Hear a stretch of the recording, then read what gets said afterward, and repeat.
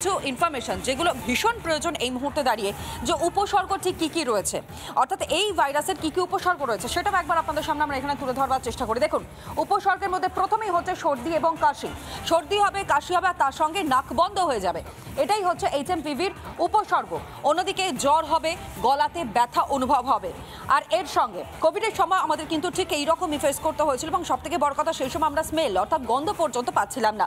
কিন্তু এই ভাইরাসের ক্ষেত্রে শ্বাসকষ্ট হবে, অর্থাৎ COPDর সমস্যা, এবং সবথেকে বড় কথা শ্বাসকষ্টের মতো উপসর্গ যদি লক্ষ্য করা যায় তাহলে পরেই অবশ্যই চিকিৎসকের সঙ্গে কথা বলবেন, তাদের পরামর্শ নেবেন। তার কারণ সবেমাত্র ভারতে বেঙ্গালুরুতে এর সংক্রমণের খবর পাওয়া গিয়েছে, কিন্তু পরবর্তী সময়ে স্বাস্থ্য দপ্তরের তরফ থেকে সতর্কবার্তা জারি করা হয়েছে ঠিকই, কিন্তু এই সংক্রমণ যদি আরও ছড়িয়ে পড়ে তাহলে পরেও কিন্তু সমস্যা বাড়তে পারে। অনলাইনে ডক্টর, সবথেকে বড় বিষয় কোভিডের সময় আমরা দেখেছি যেই উপসর্গগুলো প্রথমে নজরে আসতো, ঠিক একই রকমভাবে এই ভাইরাসের ক্ষেত্রেও তাই উপসর্গের কথা বলা হচ্ছে, কিন্তু কতটা সংক্রমিত হতে পারে কোভিডের প্যারালালি কি এই ভাইরাস, যেই ভাইরাস নিয়ে আমরা ইতিমধ্যে আলোচনা করছি? আমার মনে হয় না, কেন কি যা এই মেটানিউমো ভাইরাস অলরেডি 2001 থেকে আছে, এবং শীতকালে সেটা বাড়ান্ত দেখা যায়, যেটা আমাদের দেশেও কিন্তু এর আগেও কেসেস রিপোর্টেড হয়েছে। ব্যাঙ্গালোরে কেসটা আপনি বলছেন রিপোর্টেড হয়েছে, কিন্তু এরকম কেসেস রিপোর্টেড হয়ে থাকে বাচ্চাদের ক্ষেত্রে বেশি ইনফেকশন হচ্ছে। তো এখনই আতঙ্কিত হওয়ার দরকার নেই।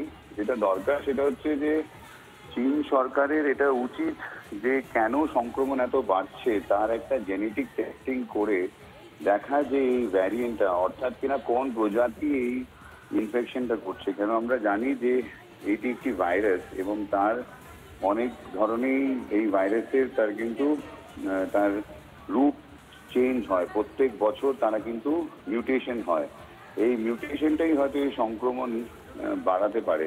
তো চীন সরকারের দরকার যে প্রত্যেকটি দেশকে সেই ইনফরমেশনটা শেয়ার করুক, যেটা অবশ্যই চীন সরকার অনেক ক্ষেত্রেই করে থাকে না। সেটাই একটা ভয়ের বিষয়, যে সেই ইনফরমেশনগুলো জানলে ভারত সরকারও একই দিকে কিন্তু আমাদের যদি কোনো রকম সংক্রমণ প্রতিরোধ করার যেই পদক্ষেপগুলো নেওয়া দরকার সেগুলো আমরা নিতে পারবো। কিন্তু এখনই আমি মনে করি না এটা নিয়ে কোভিডের সাথে এটা তুলনা করা উচিত। বেশ, ধন্যবাদ জানাই আপনাকে। এবং যেমনটা চিকিৎসকদের কাছ থেকে আমরা জানতে পারলাম যে যারা অল্প বয়সী রয়েছে তারা যেমন সংক্রমিত হতে পারে এই ভাইরাসে, এবং ঠিক তার পাশাপাশি যারা প্রবীণরা রয়েছেন তারাও সংক্রমিত হতে পারেন, কিন্তু তার জন্য অবশ্যই প্রিকশন অর্থাৎ তার জন্য আগে ভাগে সতর্ক থাকার প্রয়োজন রয়েছে, চিকিৎসকেরা যেমনটা বলছেন। এবং যেই উপসর্গগুলো কিন্তু এখানে মাথা চাড়া দিতে শুরু করে দেয় তা হচ্ছে সর্দি, কাশি, নাক বন্ধ এবং কখনো জ্বর। এবং কোভিডের সময় আপনারা জানেন যে সেই সময় কিন্তু শুধুমাত্র যে এই উপসর্গগুলো ছিল তা নয়, একই সঙ্গে উপসর্গ আকারে দেখা যেত গন্ধ না পাওয়া, কিন্তু এই ভাইরাসের ক্ষেত্রে অন্ততপক্ষে সেরকম কোনো সমস্যার কথা কিন্তু চিকিৎসকেরা জানাচ্ছে না। আর অন্যদিকে কোভিডের মতো এতটা ভয়ঙ্কর হতে পারে এই ভাইরাস, সেটাও কিন্তু চিকিৎসক মহলের একাংশ তারা মনে করছেন না। কিন্তু যেটাই হোক না কেন সচেতনতার প্রয়োজন রয়েছে।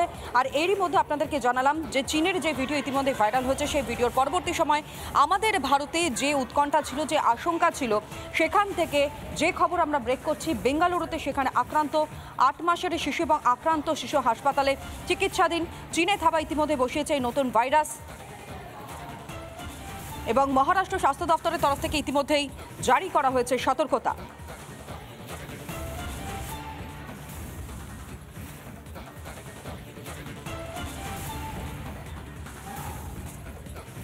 এবং সবথেকে বড় কথা যে কিভাবে ছড়িয়ে পড়ছে, দেখুন হাঁচি এবং কাশি থেকে ছড়িয়ে পড়তে পারে এই HMPV ভাইরাস। কিভাবে ছড়াচ্ছে সেটাই আপনাদের সামনে আমরা তুলে ধরছি।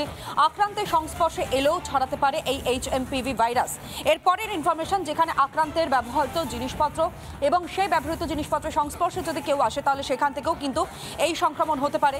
হাত মেলালে এবং হাত ছুলে নিশ্চয়ই এর সঙ্গে আপনারা রিলেট করতে পারছেন, কোভিডের সময় কিন্তু একই রকমভাবে সতর্কবিধি জারি করা হয়েছিল, এবং সেই হাত, চোখ, নাক, মুখে দিলে পরে এই ভাইরাস আক্রান্ত হতে পারে একদিকে অল্প বয়সী, অন্যদিকে যারা প্রবীণরা তারাও। এবং HMPV এই ভাইরাস কতটা সংক্রমিত হতে পারে সেটা নিয়ে ইতিমধ্যেই কিন্তু সতর্কবার্তা জারি করা হয়েছে কেন্দ্রের তরফ থেকে।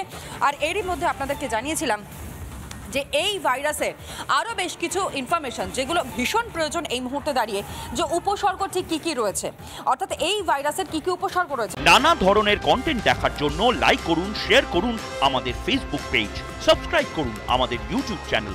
পাশাপাশি অন্যান্য ব্রেকিং নিউজের জন্য অবশ্যই চোখ রাখুন রিপাবলিক বাংলায়।